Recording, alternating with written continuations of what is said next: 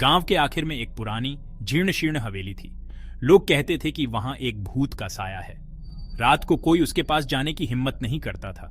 एक रात रमेश और उसके दोस्तों ने हिम्मत जुटाकर हवेली में जाने का फैसला किया। उन्होंने सुना था कि अंदर एक खजाना छिपा है। चांदनी रात में चारों दोस्त हवेली के मुख्य द्वार पर पहुंचे। दरवाजा अपने आप खुल गया और ठंडी हवा का एक झोंका ने उनका स्वागत किया। अंदर घुसते ही एक अजीब सी गंध ने उनका स्वागत किया। फर्श धूल और मकड़ी के जालों से ढका हुआ था। वे धीरे धीरे आगे बढ़े और एक बड़े कमरे में पहुंचे। अचानक एक तेज आवाज गूंजी, कौन है वहां? उनके दिल की धड़कन तेज हो गई। अचानक उनके सामने एक बूढ़ी और डरावनी सी शक्ल दिखाई दी। उसके बाल बिखरे हुए थे, आंखें लाल थीं और चेहरे पर एक भयानक मुस्कान थी। रमेश और उसके दोस्त भागने लगे, पर दरवाजे अपने आप बंद हो गए। वे चिल्लाए, लेकिन उनकी आवाजें हवेली की दीवारों से टकराकर वापस आ गईं। भूतिया आकृति धीरे धीरे उनकी ओर बढ़ी और फिर अगली सुबह गांव वालों को हवेली के पास 4 जोड़ी जूते मिले, लेकिन रमेश और उसके दोस्तों का कोई पता नहीं चला। लोग कहते हैं कि वे अभी भी हवेली में उस भूतिया आत्मा के साथ फंसे हुए हैं।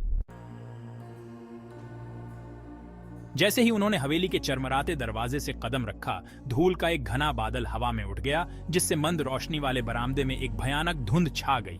सन्नाटा गहरा था, केवल उनके अपने कदमों की आवाज से टूट रहा था, जो भव्य दालान से गूंज रही थी।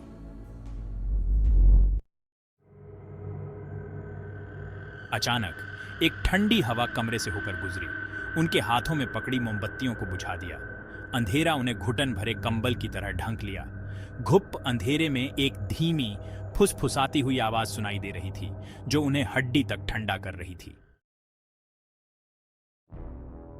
दहशत फैल गई, क्योंकि दरवाजे गड़गड़ाहट के साथ बंद हो गए, जिससे वे प्रेतबाधित हवेली के अंदर फंस गए। उनके दिल की धड़कन तेज हो गई, क्योंकि परछाइयां टिमटिमाती हुई और उनकी दृष्टि के किनारे पर घूमती हुई प्रतीत हो रही थीं। उस भयानक अंधेरे में उनके दिमाग के साथ खेल रही थीं। उनके डर और भयावह अनुभवों के बावजूद प्रेतबाधित हवेली का रहस्य अनसुलझा ही रहा। जवाबों से ज्यादा सवालों के साथ वे जानते थे कि उन्हें वापस लौटना होगा, या हमेशा के लिए सोचना होगा कि उन प्राचीन दीवारों के भीतर कौन से रहस्य छिपे हैं।